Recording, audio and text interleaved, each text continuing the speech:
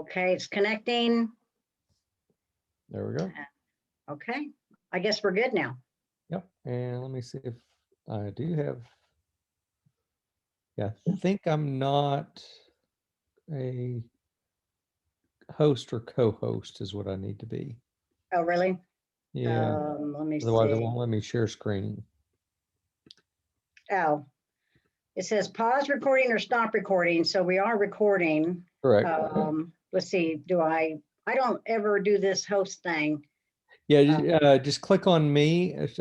I think it'll be the three little thing, three little dots. Okay. And say make co-host or make host. All right, let me. And Stan, no, we have not ever met. I've actually Make host. Here we go. had on my list to try to get in touch with you because I have a lot of smaller people that call that we do not take. So there may be an opportunity for helping one another out. Sounds great. Okay, and I made you host. That works. All right, let's see here. Share screen. And it's still not letting me. That's kind of scary. See if hold shift. Share. Share sound. Oh. My Mac is stopping my stuff. Hold on just a second. I may have to exit out and come back in. So Okay. apparently there was an update I didn't know about. Oh yeah, I'll be right back. Okay. All right. Leave meeting. Sign and leave. Okay.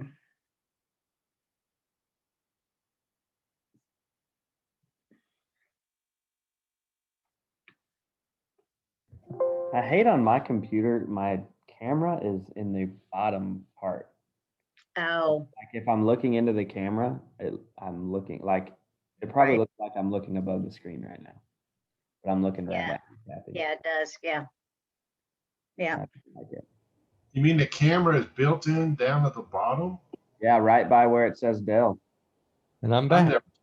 I've never seen that. They're always at the top. Yeah, I know. This one's top is really narrow, and then the camera is literally down in the bottom of the screen. Yeah. Well, that's interesting. Weird. I don't Right. like it. Robert's back. I am back. Robert. So apparently there was an update to Zoom I didn't know about. So my Mac does give me a little bit of better protection than some. But let me. Must be that cybersecurity thing happening. Yeah, there we go. Segue. I'm not going to be able to see anybody here in a second. So let's start the show. And some of you may remember my taste in movies, but when you called it the Breakfast Club, it's immediately what I thought about. I grew up in this age. Yep. So I remember that movie. kind of hit home. Yep. Let's see here. So bit by bit, a little bit different company than a lot here in Arlington. We were founded in '87, so I guess that's now 34 years. Full service IT company. We do managed services backups, and what managed services is really we are the IT department for many companies. So for a flat rate, we come in and take care of all your help desk, all your needs from soup to nuts, and just make things work. We do a lot of cloud solutions. We also do voice to fax, both internally as well as I have some partners that I work with, including Cloud9. Cybersecurity solutions. We tie this in or do it separately, but end user training, penetration testing, security analysis, network assessments, things of that nature. We also do a lot of application development workflow. One of our more recent deals has been with the Mayo Clinic. Actually fixing to start a second $300,000 plus project for them. Headquartered in New York, we have offices in Boston, New Jersey, Texas, and Vermont. And I opened this office in Texas 13 years ago. So this is kind of the overview of what we do. But the pinnacle and what I mainly focus on is managed services and security. However, I touch on all of these. So biggest thing people don't realize whenever they're looking at cybersecurity is I'm small, they're not looking for me, I'm an individual, I'm at home. Well, that's not true. They're really looking for an open door. They're walking down the street and checking to see who forgot to lock it that day. And whenever they send out and try to attack someone's computer, that's what they're doing. So brute force attacks are really, really on the downside, what you normally think of. The guy sitting there trying to get into the Pentagon. Those attacks are down. Where the attacks are really, really prevalent is phishing. And phishing comes in multiple things. They can add malware, they can collect your information, they can do lots of things with that. But the biggest thing right now you're getting is gathering information or getting you to click on something that you haven't done. So if you take nothing else from any of my presentations, and the most important thing I feel in security is don't click. And that means that you are the last line of defense. Doesn't matter how much money you spend with me, I cannot protect you from you. So if you have a company with employees, if it's just you, if it's your kids coming over for the weekend, I can't protect you from you opening that bad email. So if you don't click, if you check, if you make sure that that company is really who they say they are, or go to that website directly, which we'll cover more in depth. So firstly, the thing that we need to talk about is passwords. But before I get to there, what was the thing I said to remember more often than not? Or I'm sorry, the one thing I want you to take away from this meeting is, Don't click. yep,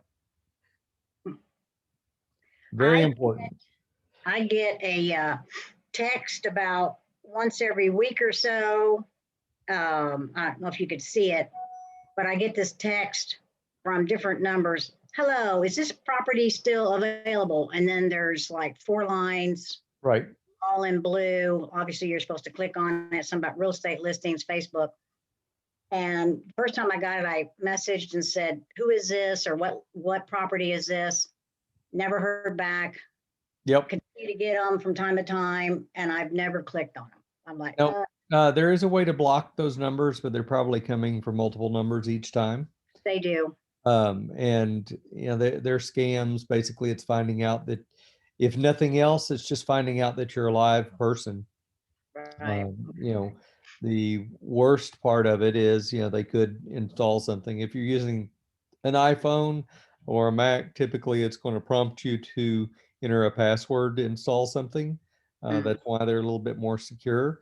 PCs are starting to do that, but they're a little bit more open, and there's some ways around it whenever you're installing software.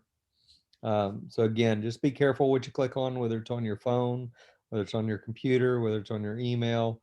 If it doesn't look quite right, or even sometimes if it is, be careful. So with that, let's talk about passwords. That's the way people get in. You're familiar with Corey Calloway. That was to you, Cathy. Uh-oh, Yes, I know Corey. Yeah. Well, whenever I first met him, I had leased my space next door to his. So he's my landlord. He's also my friend at the time. And after 6 years there, I'm still friends with him. That I think is a feat if you know him well. Anyway, the reason that I ended up taking over his computer is he called in a panic because he had a client that sent him a trade order, or I'm sorry, sent him an email that said, "Hey, can you please send me the information I need to transfer $50,000 from my account?" Oh, and he did that. Well, he did not do that, luckily. But he immediately responded back to the email and said, "Here's the form." fill out this form and I'll take care of it. Oh, It immediately came back with all the guy's information filled out. The only thing that was odd is it was a bank, some weird bank in South Texas. And Corey got the idea that, why don't I call this client? I hadn't really talked to him in a while. Let me find out what's going on. Hey, you know, what's up? You buying a boat? You buying a house? What's up? What do you mean? Guy had no clue. You know, Corey, of course, went into panic mode that somebody had breached his computer. We immediately went into action, started looked at things, made sure that he wasn't. And that was the beginning of my relationship technology-wise with Corey. Turns out that someone had actually hacked his client's Yahoo account and got into it. And inside of his Yahoo account, he was able to find emails that contained bank accounts, birthdays, social security number, retirement accounts, everything that you need to fill out the form to transfer data. And with that, that's how they got all the information. So also be careful what you're sending and receiving and keeping in your email instead of keeping it separate. So I always like to play this video. It's just really hits home. Stan, you will probably enjoy it more than everybody else. No, we've been hearing a lot about cybersecurity lately, largely because of what happened to Sony. Companies and individuals. Can everybody hear that? Could everybody hear the video? yes. Okay, Yes. there, I'll play it.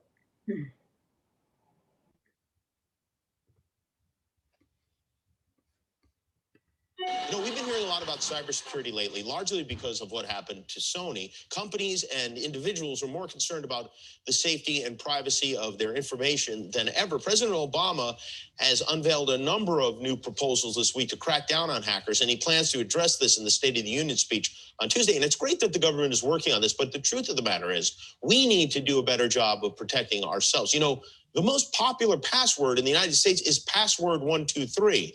And as long as that's the case, we're vulnerable. So today we sent a camera out on a Hollywood Boulevard to help people by asking them to tell us their password. And this is how that went. We're talking about cybersecurity today and how safe people's passwords are. What is one of your online passwords currently?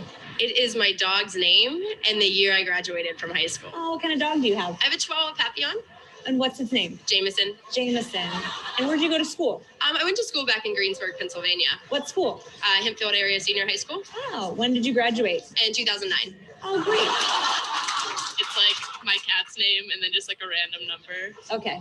Have you had this cat for a while? Yeah, she was my childhood pet. Aw. And what's her name? Her name is Jolie. Jolie. Mm-hmm. So like a password of yours would be Jolie and then a number. Yeah. Like number 1. Like my birthday. Oh, when is your birthday? June 12th. Oh, nice. What year were you born? 95. Oh, great. Mm-hmm. So Jolie, 6/12/95. Yes. Got it. So you mean to give my password right now? No, I cannot do that. But we all want to know what it is so we can tell you if it's strong or not. Oh my goodness. Let me think. Okay, one is Tel Aviv. Yeah. 468, and then Israel. It's only 3, but it's, you know, it's for me it's strong enough. Ireland 1234. Gemma 123. Spelled Gemma. Well, most of them are Italian. Oh, beautiful. Yeah. So like what's a good Italian password? my grandma's name. What's your grandma's name? Maria. Maria. So Maria is your password? Oh yeah, now you know my password. Oh yeah. Yeah. Well, the important thing is they learned a terrible lesson. You know, we've been hearing a lot. So as you see, and you know, I see this all the time. I go to clients and they'll actually have sticky notes on their computer that have various passwords on them. And I've seen many of these passwords. So all that's funny. That's really how people do it. If it's in the dictionary, if it's a straight numeric number, you really need to change it. And I'll go over some tips in a minute to do that. Matt wanted to ask something. Yeah, I have a Sure. question. I'm trying to raise my hand on the thing, but Oh, I'm sorry, I can't see it. So you immediately hit something right on the head for me, because I've got so many different passwords for so many different things. What's a way to keep those passwords safe? Because I mean, I'll be honest with you, I've got something in my phone and my notes, and I've got sticky notes on my desk at my office. Okay. The best thing to do is something like Dashlane or OnePass or 1Pass. So my dad keeps telling me to get 1Pass, but Yep. I like Dashlane a little bit better. okay. Personally, but there's various things that are out there. They are secure because they're actually using a local security key to encrypt the database in the cloud. Yeah. And as long as you're doing a longer security key, 8 to 10 characters, even if it's something that's somewhat simple, you're going to encrypt that data where it's nearly impossible. Yeah, I was wondering. I just got tired of every time I got logged out of something having. So, but I'm going to actually discuss with you a way that you might be able to remember those passwords. I do have a different password for every website that I go to. I'll be honest and tell you that if anybody cracked 2 or 3 of my accounts, that they could probably put those together and figure out what my algorithm was. But there is a method to my madness, and there's some changes from time to time. But while I do use Dashlane, I use it as a backup when I really get stuck and forget a password. So, but the 10 most or the 15 most common passwords are 3, 4, 5, 6. This is how I got in my Zoom meeting on Tuesday. Password. Find clients that set up their own computers and do this all the time, or they're creative and they put password 1. Oh, we'll just go across the whole top of the keyboard. You know, and I'm guilty early on.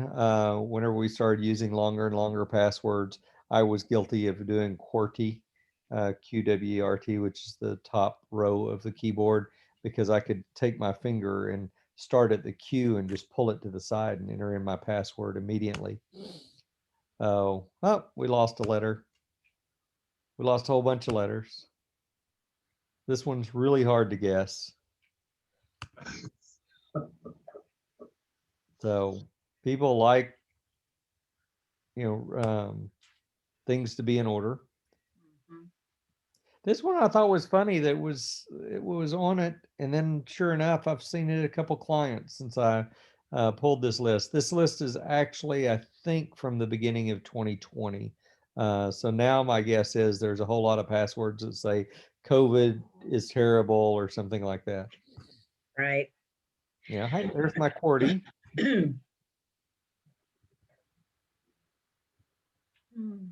Admin. That's one, yeah, especially if you set up your router or something like that at home on your own. That username, if it can be changed, change it. That password that comes with your router, change it. It's very important because somebody can figure out that you have a Linksys router or something along those lines. Once they figure that out, they can access your whole system, and this is how they do it. Welcome. I have a client that uses this all the time. I'm always going around and changing their stuff, but every time they set up a new user, they create welcome as the password and then don't set it so that user has to change it. Luckily gone are the days that I used to have lots of customers that did this. They would have an Excel spreadsheet someplace that kept up with the username and password for everybody in the company.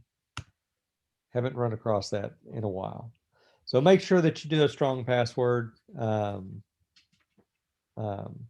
At least 8 characters, a variation of stuff. But here's kind of a tip on how to create a strong password. I normally add a couple things into it so it's unique to that the website that I'm logging into. So I'll take the first 3 letters, if possible, and add that into this algorithm. But start with a phrase that you remember, a quote that you like, you know, a sentence out of page 4, line 3 of a book, if you want to. In this case, every good boy does fine. I believe that's the scale on the musical alphabet, if I remember correctly. Treble clef. Huh? That's for the treble clef. That's the Okay. line, treble clef. So, well, I was the guy in music that was so bad that the music director, when we had a concert, said, "Sit over there and pretend like you're playing trumpet." So, and I still can't play, and it's a memory that that's there for the rest of my life. But again, remember that I said a longer password, so make sure that you're getting there. So use the first letters of that. So EGBDF. Change from upper to lowercase. So it's starting to look a little bit more unintelligible. You know, add some numbers in there. Add some special characters. Now it almost looks completely unrecognizable. Mhm. So a computer can't figure this out. Okay, the one on line 1 here, computer can absolutely figure this out. It's in the dictionary. It's just a matter of time that they run through that. So this is a little bit harder. This becomes a little bit more hard.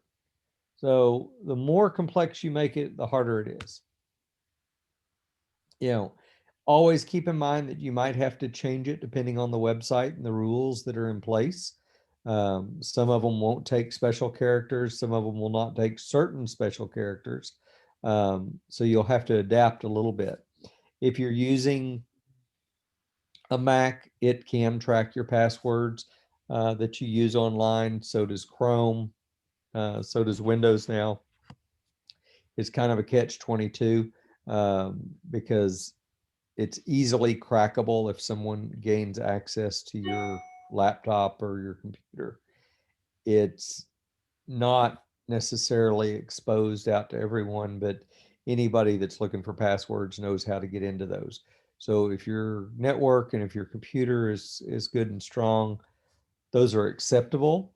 Just know that if somebody gains access to your computer, they can, you know, access that information, gain all of your passwords, including your banking passwords and such. Kevin Mitnick is considered the world's greatest hacker. He went to prison for a long time for hacking the government. Um, I think they've had a couple movies about him, things like that. And he can sit in one of his seminars, and all the people that are connected to the Wi-Fi, he will pick one of them and attack their computer and start reading off things that is on their computer. And it's not a setup. You know, so there are people out there that can really do that and exploit tools, but not many of them.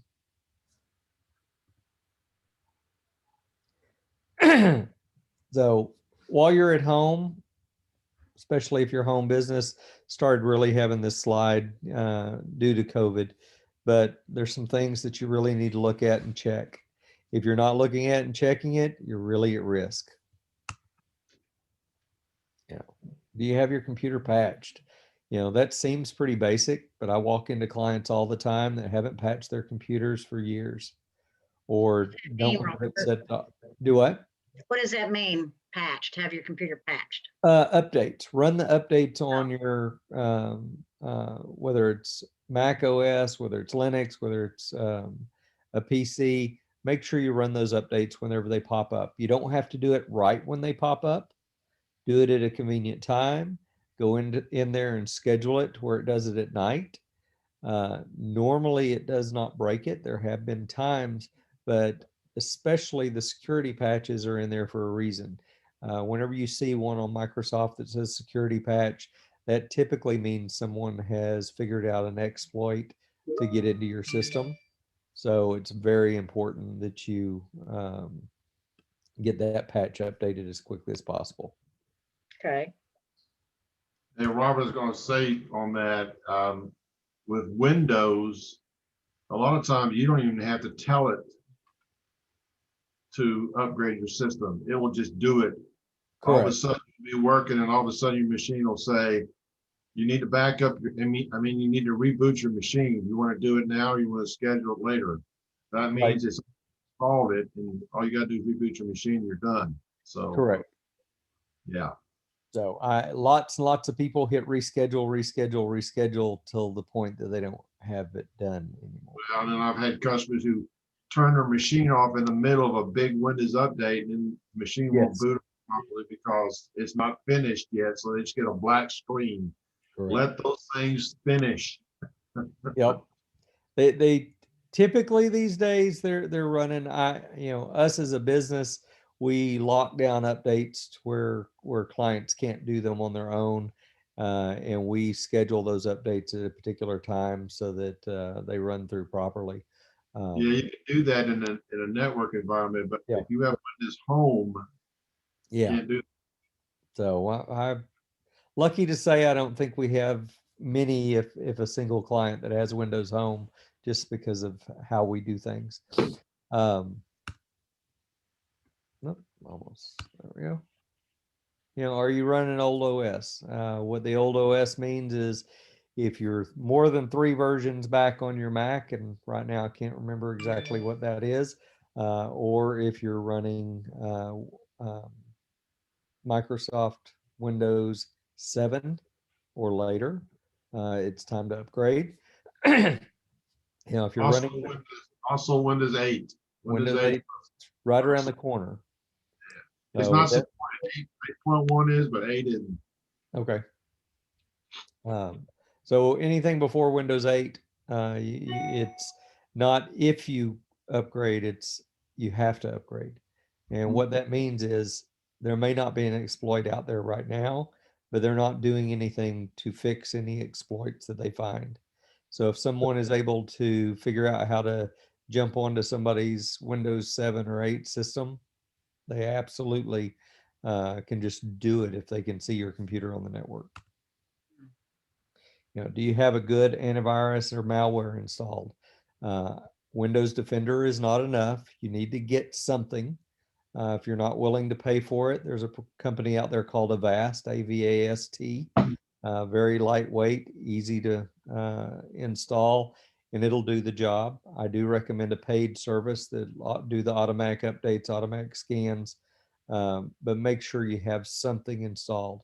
I tend to tell clients to stay away from Norton and stay away from McAfee, just because they've gotten very bloated and have too much stuff in their software, and they tend to slow computers down. So the ones I like are Sophos, Sophos, Avast. We also use SentinelOne for all of our corporate clients. That's probably not one you're going to install on an individual. There's a little bit of overhead that's involved with it. How are you connecting to your company? That's kind of an important thing. If you're doing just standard remote desktop and opening a port on your firewall, that's not secure. Anybody can crack that in a heartbeat. A hacker goes out, and remember I said opening those doors. RDS is pretty much an open door that's pretty easy to crack these days. So if you're not using VPN or cloud services that are connecting through HTTPS, and what I mean by that is right here. Do y'all see my web browser right now? Yes. Yes. Okay. So right here, you'll see the little lock on here. Most of them have a lock, something along those lines. See where it says HTTPS? Oh, no, I guess we don't see that. Well, if you highlight it, it's okay. I'll do a slide next time to make sure we show that. But if it doesn't say HTTPS and just says HTTP, it's not secure. And actually, I'll figure out how to do this. Hold on, let's see. Screen sharing. Oh, yeah, y'all should be able to see it. No. We just, okay, now we see it. Now we Okay. can. All right. Well, there you go. See, here's my Zoom. See how it says HTTPS? Right. Well, if I take that S off, Zoom probably is not going to work. But this is especially important whenever you're looking at financial sites, financial transactions on websites, things of that nature. If you go and it asks you to put in your credit card to a website that does not say HTTPS, don't put in your credit card Okay. because it's transmitting plain text across the internet. Okay. You know, how can you have meetings? Zoom. We've all learned that. I probably need to update my slide. Zoom, Teams, GoToMeeting, all of those things work really, really well. Since I put this slide together, of course, all of us have become extremely versed at least attending meetings, if not running them. And now I know how to make somebody else a host on Yep. a Zoom meeting. So I have run 2 to 3 meetings a week through my Zoom since COVID started. So we have not missed a beat. But Yeah. I have actually started using Teams for my phone, which Teams is a Microsoft chat program. Works wonderfully. It allows you to do some video conferencing and things like that. And even though it's a part of your Office 365, I don't recommend it unless you're communicating with somebody you already know uses Teams, because it can be a little bit of a challenge if they're not already a Teams user. Okay. So, but this one's an important one. Are you backing up your computer? If you do the last click, if you don't have your computer backed up, there's no chance. If you get ransomware, if it dies, whatever the case is, there are companies that I can send hard drives to that charge you a whole lot of money per gigabyte to restore a hard drive. That's still hit or miss, because once your hard drive dies, it's typically will corrupt stuff on the way out. So you may get a partial restore, but you need to be backing up. I like to back up my clients both locally and to the cloud. So there's 2 backups, essentially at all times. The backup locally is to restore a whole lot of files immediately, whereas the backup in the cloud is more disaster recovery. We're actually backing up most of our client servers entirely. So in the event that your server was to burn up in a fire, freeze and flood, whatever, we can actually bring our clients up in the cloud and redirect their IPs, and they can connect to their servers just like they would at the office. Oh, is your Wi-Fi secure? Did you use that admin whenever you set up your Wi-Fi? Change it to something, use some of those same algorithms for password. You don't necessarily have to hide it. If you're in an apartment or if you're in an office building, think about your security for your Wi-Fi much more in depth than you do if you live in a 2,000, 3,000 square foot home where the person on either side of you might be able to get into your Wi-Fi. But there are people that sit in front of businesses, that sit in front of apartment complexes and see who they can get onto and see what information they can grab. Are you using the internet provider's router? This is a big one. Not just individuals, but even a lot of businesses have, especially smaller businesses, try to use the router that's provided from the internet.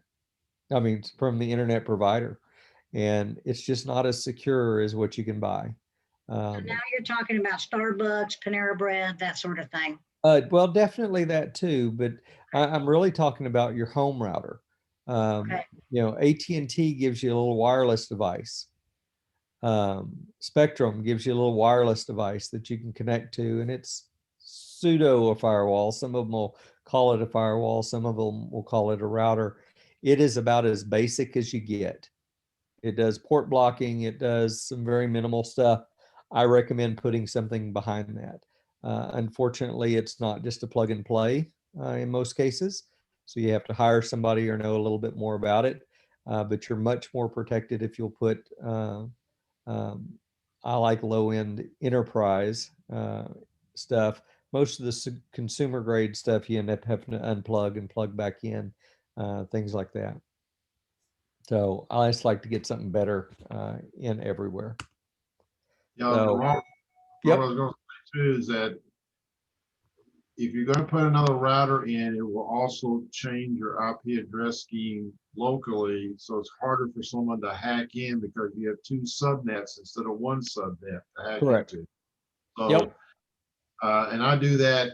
I have routers, separate routers for my televisions over my computers because I'm a streamer and I have all this data being streamed into my television, and that's on a different router. Right. And the other thing I would suggest too is don't change the name of your network to your name. Right. Leave the name of that funky number that the router has automatically. Leave that name, because if you put your name out there and everybody knows where you live, they can just hack in. They know it's you because you put your name out there as your network name. So, Yep. yeah. Yeah. So, So, and you're all talking sorts of little tricks. talking Huh? about you're talking about how easy, or I just bought a new router and it came with an app and I was able to do everything on that app on my phone. It took me 5 minutes to set the router up. It was Yep. amazing. Uh, Yeah. Even some of the enterprise stuff will allow you to do that now. I've been very, very impressed. You know, but the thing that you need to do to really protect yourself and protect your data internally is backup, backup, backup. Make sure you have that backup. So that's the only thing that's going to protect you from losing your data. Yeah. You know, right now you really need to pay attention to who you're communicating with. You know, I always like to use this example, but at the end of our presentation, if you get a bill from me, you're not expecting a bill. We didn't discuss a bill. Don't open my bill. You know, so even if you know who that person is, be very wary if it's some communication that you don't normally get. You know, if I was to send Cathy something and said, hey, check out this hot guy, that's not normal. No, Not normal for me. It's not normal communication between the two of us. right. Don't open it. You know, be very wary of those things.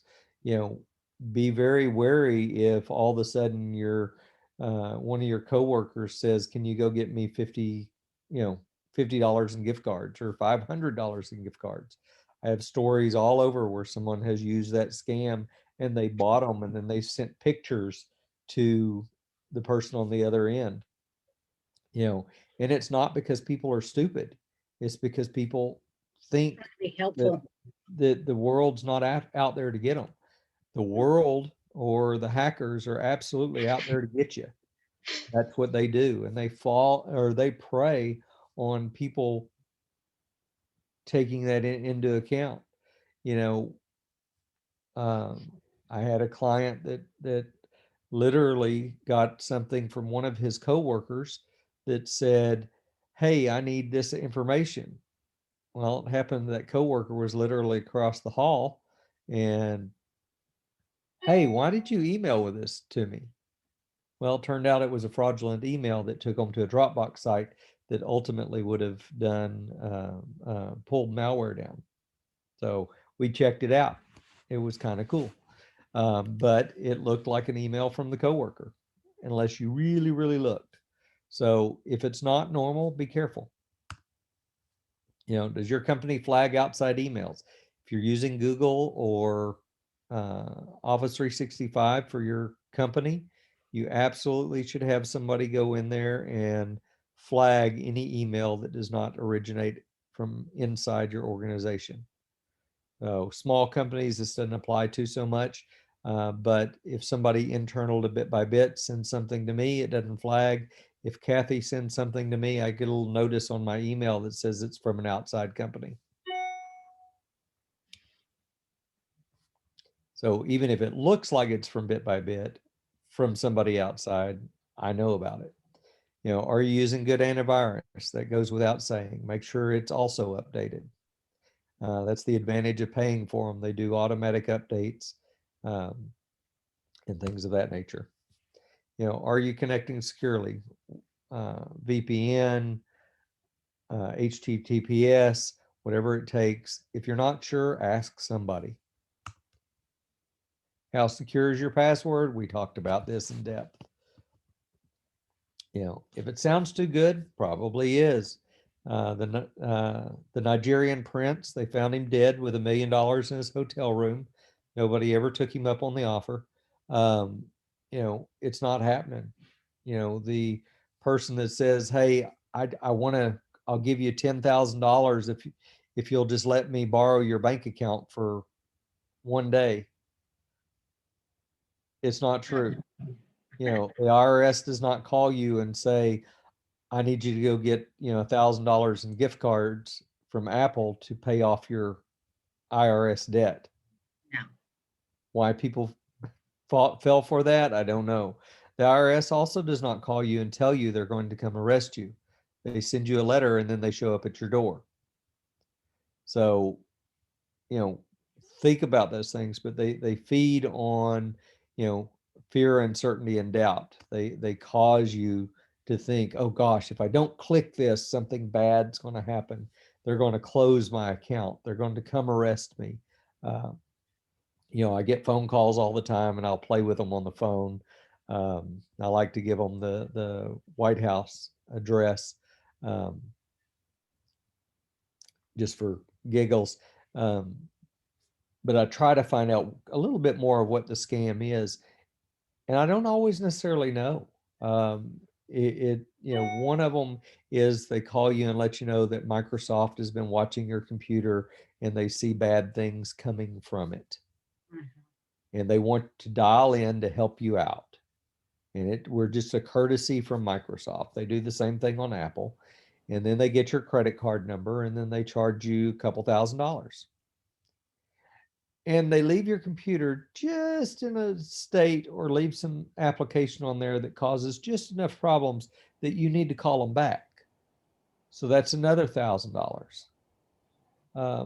You know, I had one client of mine that got hit pretty hard in the midst of being my client.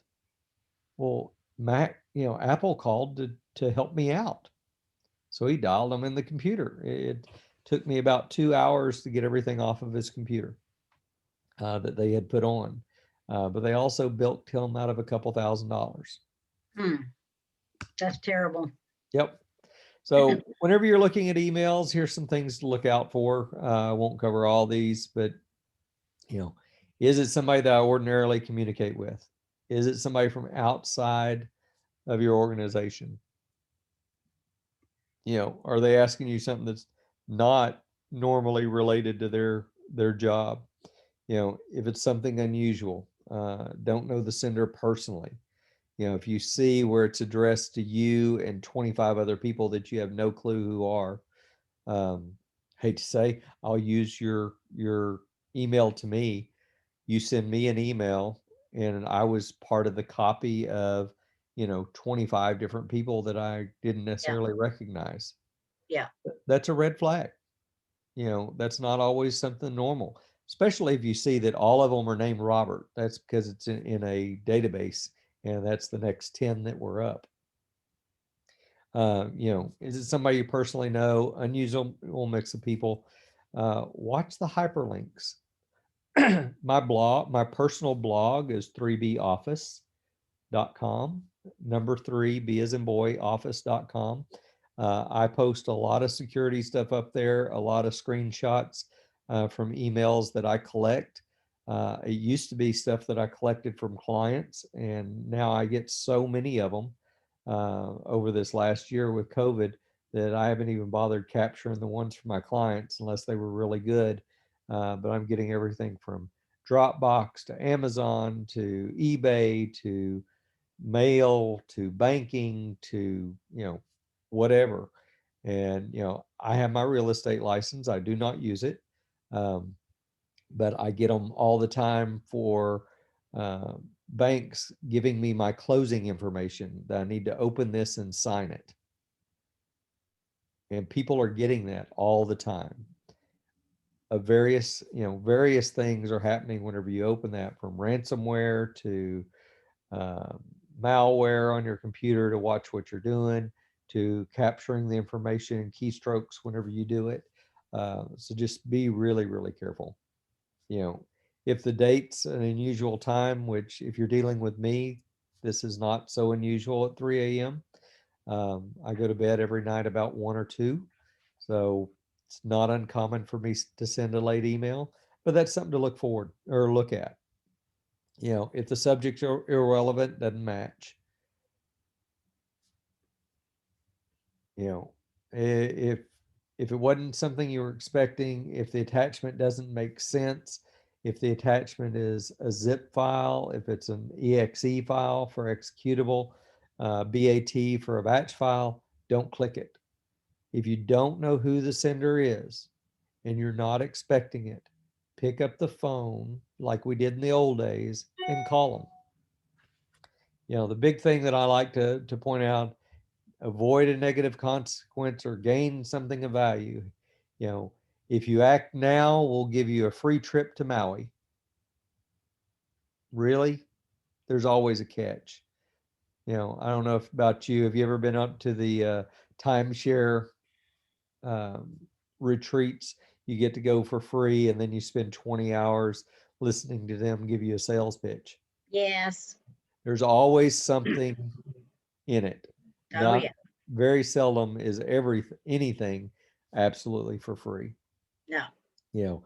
Another one that goes around a lot, and I enjoyed getting this one, especially since my computer at the office does not have a camera on it. Well, until recently, but I got it before the camera, and it explained that it caught me doing things in a compromised position at my computer, and that they were going to publish that information out on the web. That probably didn't happen, especially if you weren't doing anything compromising in front of your computer. But people fall for it. That's fake. That's not real. And they click it. Does not mean somebody cannot gain access to your camera. They absolutely can. But if you follow some of the things, if you pay attention to your light, if you keep your computer patched, if you run your antivirus, you mitigate those risks. On your phone, you have some of the same stuff. Look for those texts like Cathy talked about. Be careful who you're connecting to with Bluetooth. I can sit at that coffee shop and I can set up they call it a man in the middle, but I can set up a Wi-Fi access point that looks just like the Starbucks. And then you connect to my Wi-Fi access point and I capture all the traffic that goes between you and wherever you're sending it. So if you're sitting at Starbucks and not using a VPN on your computer, you need to. So how do you do that? The VPN? The various software. I'm trying to think. Avast has one that can come with the paid version. But typically you'll start that VPN at the same time or just start it all the time. Okay. VPNs have some downside to them. They take a little bit out of your speed. Some websites will say, oh, we can't identify where you're coming from, so we're not going to communicate with you. Banking websites are notorious for that. So you might just have to do some double verification. Okay. Only download apps from known sources. Okay. Microsoft, I believe, has their app store. Android has their app store. Apple certainly has their app store. They're probably the best at vetting the vendors that put their stuff up there, but don't download just from anybody on the web. So if it gives you that option, don't do it. So unless you know it. I mean, if it's somebody like, Arbor, the real estate board, and they have an app, you could absolutely do that. You know who it is. J.C. Penney's, I guess, is J.C. Penney's even still around? I don't go shopping anymore, but Kroger would be a good example. Downloading the Kroger app from the Kroger website is probably okay. But whenever you're sitting on Facebook and you see the ads on the side, be careful about what you click, because one of the new attack vectors, actually new a couple years ago, they would actually take out a ad for, let's say, HP.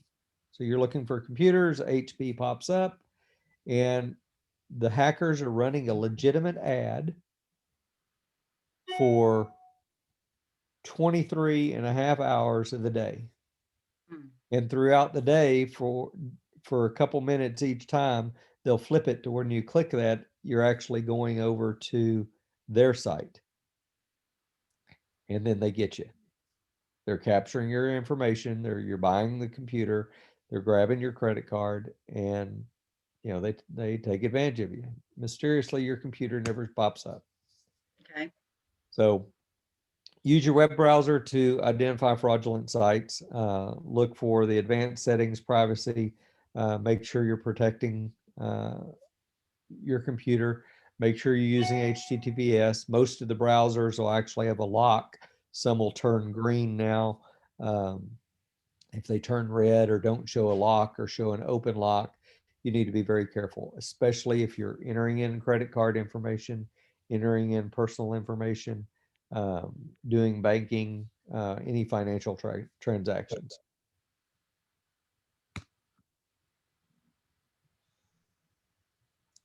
So what are three of the things that I mentioned that you need to look out for? Don't click. Right. Number two, don't click. Guess what number three is? Don't click. Again, it doesn't matter how much money you spend on technology. You can have the greatest firewall in the world. I can mitigate some of it, but unless I lock it down to the point that you can't do business, I cannot protect you from clicking on a link. I can do some, but not all. So be careful what you click on. Now, here's what can happen. Ransomware, that's what it looks like. When you see this picture, it's too late. You will pay the ransom, you will lose your data, or you will restore from backup, but it is going to be one of the three. There are a few of the ransomwares out there that they've discovered the crack for, or they've cracked, but that's only a few, and they change them on a regular basis. The hacker world, I give a whole different presentation on the dark web. They actually have hacking for a service. So I can go out there and say, I want to buy a list and I want to hack into that list. And whenever I hack into that list, I want to encrypt them with ransomware. So you pay somebody to do that and they take care of it for you. These are things you can do on the dark web. So you don't even have to be a hacker anymore. They have hacking as a service. Oh, this is a nice one from Microsoft. Your email will be deactivated. I get that from Yahoo a lot. Yeah, well, be careful. Don't do it. Oh, I don't do it. I don't. I just delete it. I will give you just personal recommendation. I would figure out how to get out of Yahoo. Use either Gmail or Office 365. I know that seems hard. I do have Gmail already, so maybe I should move everybody over to that. Yeah, absolutely. Why is that? Do what? Why do you want us to move out of Yahoo? Yahoo has been hacked multiple times, and they've been big breaches of data. Okay. So Microsoft and Google both offer a corporate grade that, while the free version of Google is, you're limited to the Gmail domain. The same thing with Outlook. They have one that is free or next to free, but both of them are really built on enterprise grade platforms, and they're really looking at what kind of emails go on, so they have a little bit better level of blocking than what others do. And there's, I hate to say, they're just spending a whole lot more money on their security than anybody else is. Okay, good to know. Fidelity, this is actually one that happened to me. Early morning, I got up and was doing some trading and selling off some stuff and buying some stuff. And then a few hours later in the day, all of a sudden, this is what I get. I immediately, my heart dropped. I was like, oh my God, what's happened? I almost went and I said, no, I'm not supposed to click on that. So I checked it out. If you look on my blog, I actually now highlight and show you where those things were going to. This was a quick screen grab. But anyway, I opened this email on another computer that was not on my network. And look where I went. Who has Fidelity? So No. if you go to the Fidelity site now, this is very much what it looks like. And you would certainly mistake it for Fidelity. And if you look right here, the Fidelity website is actually secure. So it was an HTTPS. However, the website name was SCILOCASOL.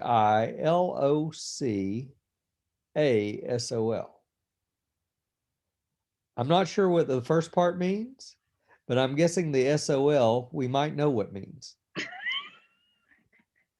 So had I have entered in my username and password, the person on the other end would have immediately taken that information and opened it up on another computer. Yeah. And transferred money out of my account as quickly as possible. And you would have been SOL. Exactly.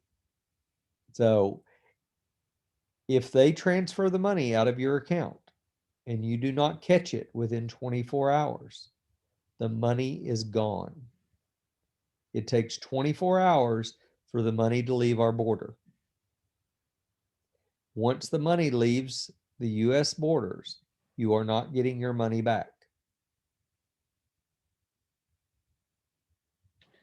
So let that sink in a bit. So if you're not doing online banking, if you don't have things set up for transactions over a certain amount, you need to. Because what the hackers do typically is they transfer it to a bank locally meaning within the US, and then immediately transfer that out to an account somewhere else. Once it leaves the shores, it's gone. And you're out the money. Not sure how insurance works, not sure how the banking covers it. Can't get into any of that, but you will lose your money or lose a lot of it. You know, here's one that shows, okay, a PDF, I should probably open that.